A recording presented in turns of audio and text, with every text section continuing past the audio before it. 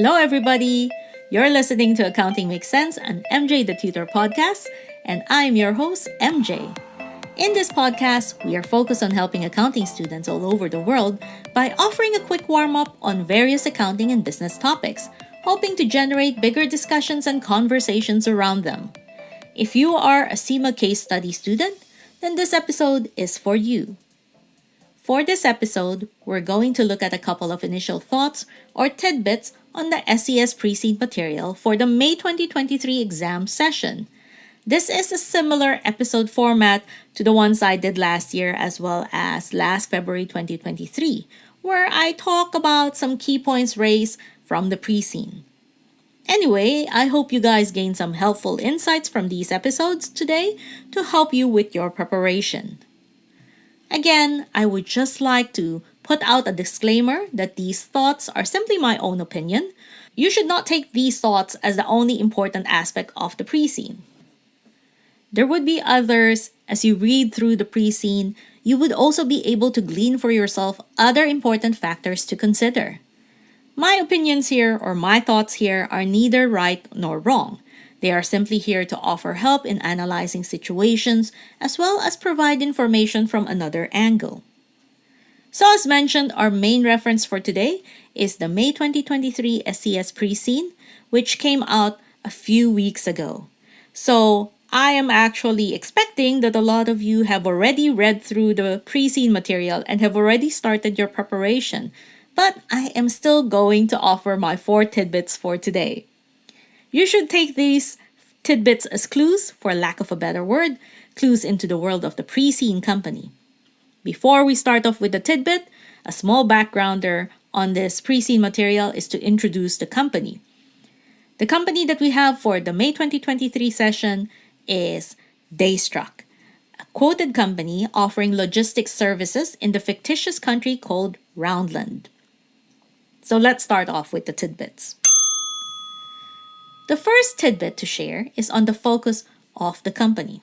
Something a little bit different for this session is that our company is a company who is actually in the outsourcing business.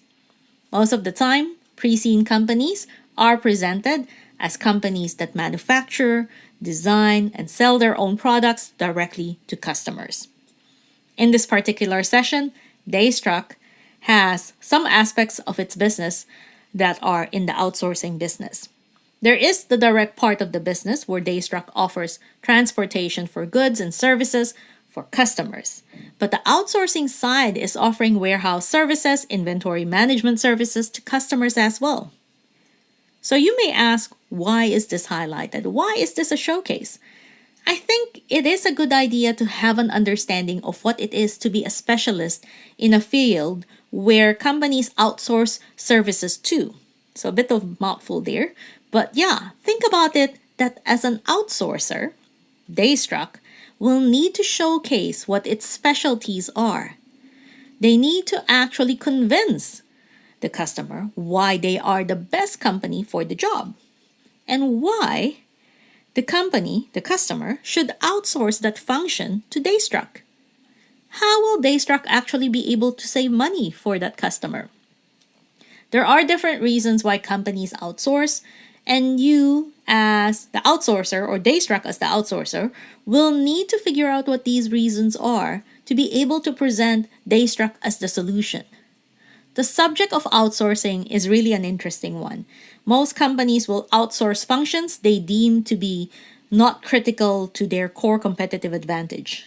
But if used correctly, outsourcing to a good, reliable outsourcer, this could become an addition to competitive advantage.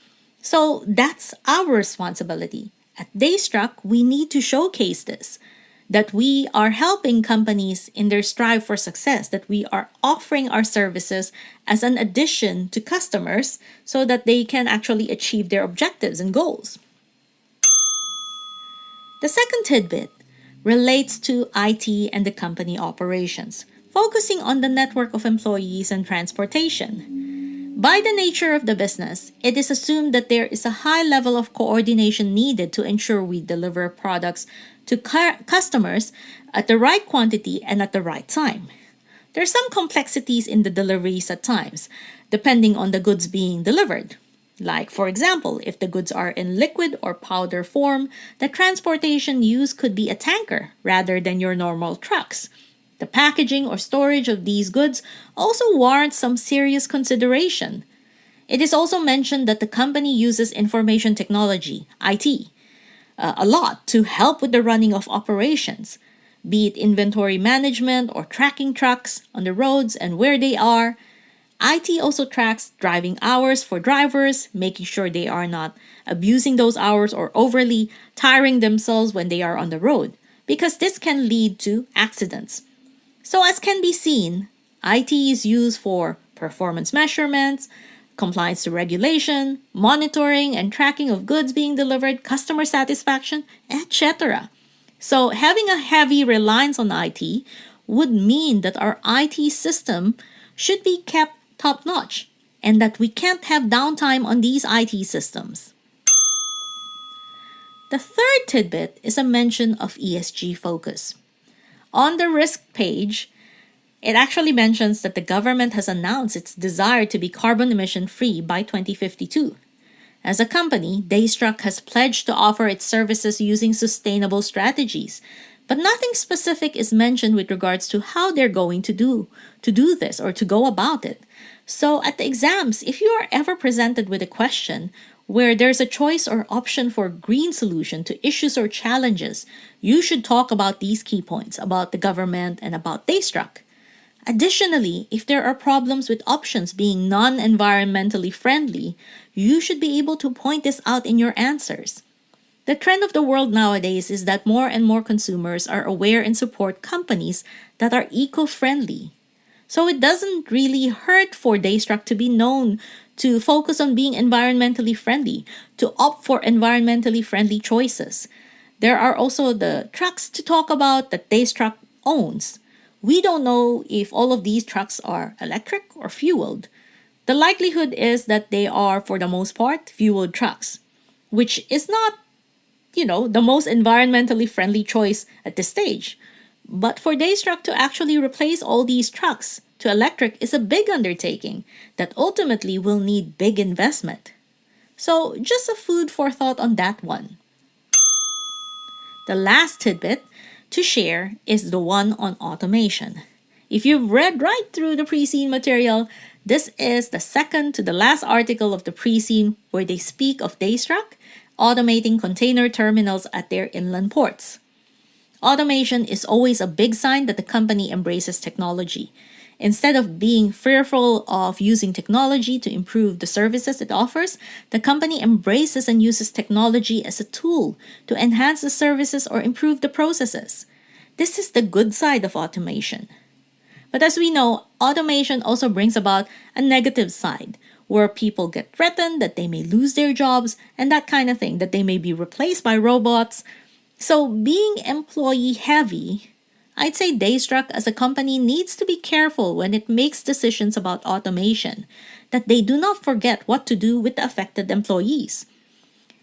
These employees can be transferred, they can learn a new function or job within the same company, and there, of course, is also redundancies as an option.